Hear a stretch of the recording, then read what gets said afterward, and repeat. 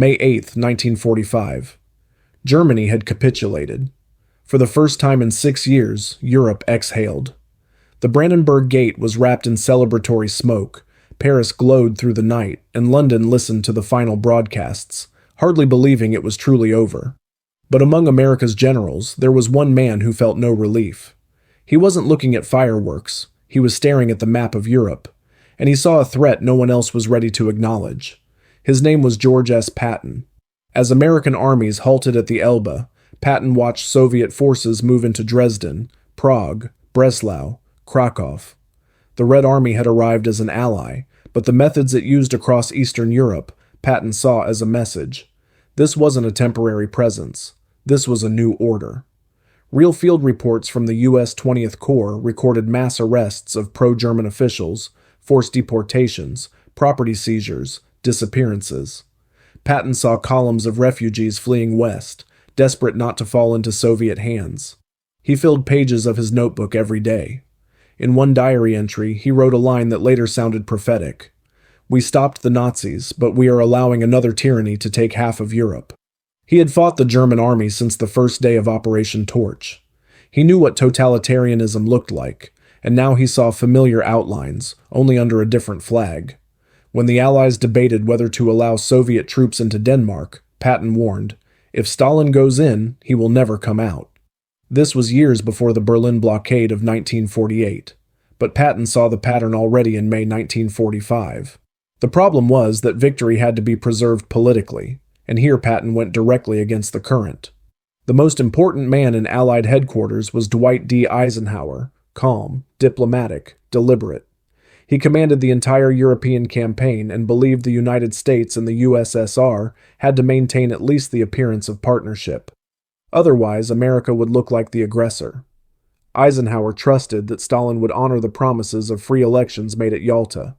Patton did not. To him, such expectations were dangerous illusions. By late spring 1945, he openly stated that the USSR was already breaking agreements. Historians later confirmed this. Poland, Romania, Hungary, and Bulgaria never experienced free elections in the Western sense. Communist control was established with direct support from the NKVD. But in May 1945, his warnings sounded too extreme. Patton analyzed the situation not as a diplomat, but as a soldier. His assessment was blunt. Right now, this moment, is the only time the USSR can be contained without a major war. He saw the Red Army's exhaustion, its losses, unprecedented, more than 10 million soldiers, its supply shortages, trucks, ammunition, fuel, entire divisions held together by sheer will. The U.S. Army, meanwhile, was at peak strength, unmatched air power, the most mobile armored formations in the world, massive reserves, and above all, the confidence of victory. According to Patton's written estimates, American forces could reach Poland and Czechoslovakia in weeks, before the USSR recovered. He wasn't proposing to conquer Russia. He wanted to prevent Soviet domination of Eastern Europe. But these words collided with a hard wall: the White House's position. President Truman wanted cooperation with Stalin. Eisenhower was firmly against any new conflict. The State Department agreed. Only one man shared Patton's fears: Winston Churchill, already warning in May 1945, "An iron curtain is descending across Europe." But Churchill soon had to campaign for re-election. He couldn't push the issue publicly. Patton stood alone. His notes grew sharper, his diaries more anxious. He watched American leaders smile next to Soviet marshals while NKVD prisons filled in Łódź, Bucharest, Sofia. And he realized, if no one speaks the truth now, the consequences would be immense. This war was over, but a new one, political, cold, was already beginning. Patton felt it long before the world heard the term Cold War, and soon he would pay the highest price for seeing too far ahead. While Europe celebrated peace, Patton sensed something different. The alliance with the USSR was an illusion built to collapse. He didn't read this from analysts. He saw it himself. Flying reconnaissance over Bohemia, he watched Soviet columns rolling west, claiming territory faster than Washington could debate future borders. Mid-May 1945. Prague became the breaking point for Patton. His Third Army could have entered the city on May 6th. German officers even attempted to surrender specifically to the Americans, hoping to avoid Soviet reprisals. But Washington issued a strict order: do not advance. Prague had been assigned to the Soviet zone. Patton saw the consequences. The Red Army entered Prague on May 9th. In photographs, flags wave, but fear is clear in the crowds. Within days, Smersh began arrests. Patton did not see this as liberation, but as a change of owners. His reports grew harsher. He was frustrated that American politicians viewed Stalin as a partner in rebuilding Europe. Patton saw something entirely different: the forced export of a political system through arrests, intimidation, and new administrations loyal to Moscow. He wrote to his wife, "If we continue like this, we are handing half the continent to people who cannot be trusted." These lines would later appear in biographies, but at the time, no one wanted to hear them. Patton didn't want war, he wanted to prevent one. Despite his aggressive reputation, Patton wasn't calling for a reckless attack. His logic was strategic. If the West wanted Eastern Europe to remain free, action had to come now, summer of 1945, while the Red Army was exhausted. Soviet industry was still recovering. Lend-Lease support had not yet fully ended. American forces were at peak readiness, and global moral authority was on the U.S. side. Patton warned, wait too long and the chance would be gone forever. He made his case to his staff and directly to Eisenhower. Eisenhower shut it down immediately. Absolutely not. Maintaining Allied unity until the end of the Pacific War was the priority. Any confrontation with the USSR risked political chaos in Washington and London. We are delivering people into the hands of their enemies. Another shock for Patton was the repatriation of Soviet citizens. Under the Yalta Agreement, the Allies agreed to return all Soviet nationals, including POWs, refugees, forced laborers, people who refused to return to Stalin. Patton witnessed American officers helping load these people onto trains guarded by the NKVD. He understood what awaited many of them. In his diary he wrote, "This is betrayal. We are sending people to death because politics demands it." These entries are preserved and publicly available today. By June 1945, Patton became openly critical to officers and journalists. He said, "The Soviets are not allies but future enemies. They respect only strength. Stalin has broken every promise he made." These statements irritated Washington. Newspapers began portraying him as unstable, impulsive, war-hungry, shaping the narrative that would eventually destroy him. Patton's conflict with Soviet commanders added to the tension. He argued that German civil administrations should remain temporarily in place, instead of being instantly replaced by communist sympathetic structures. This contradicted official occupation policy. Most dangerous of all, Patton was gathering evidence.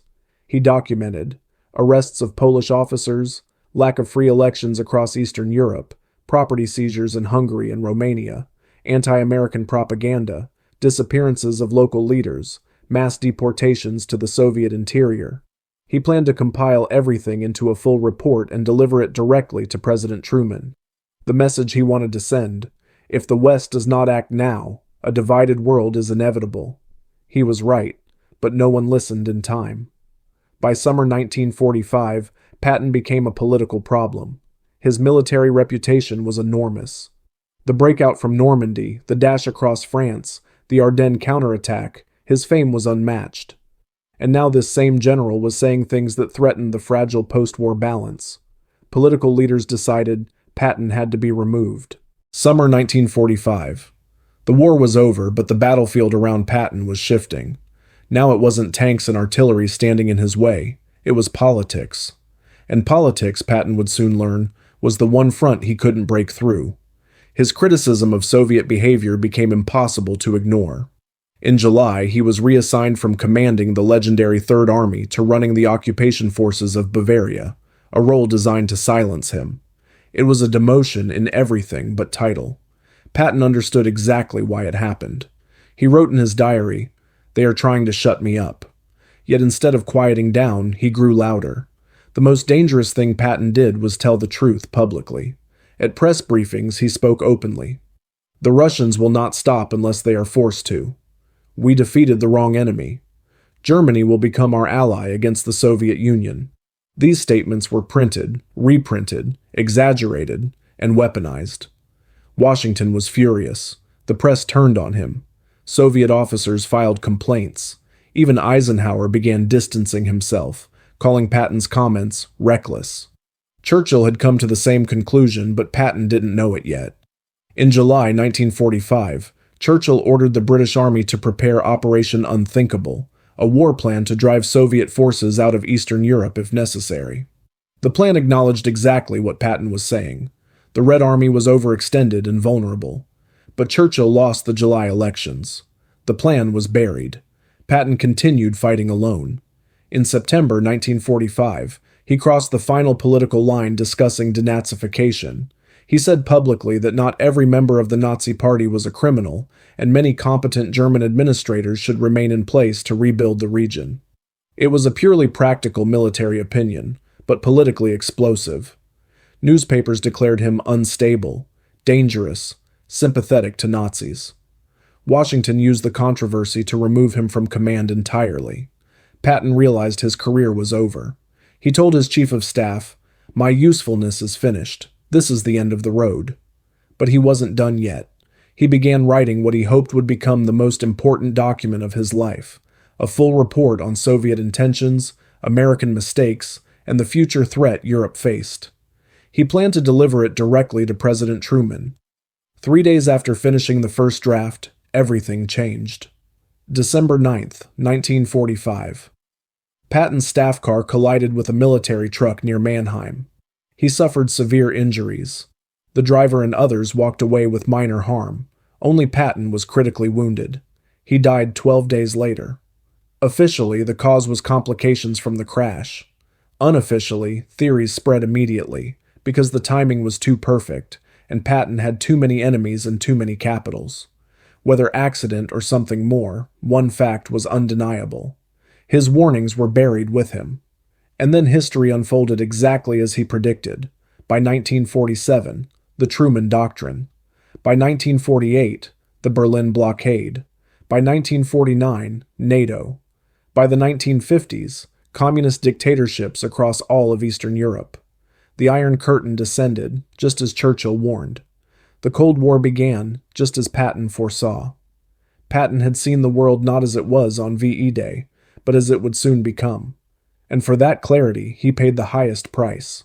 His voice was silenced, his warnings ignored, but his predictions, every one of them, came true.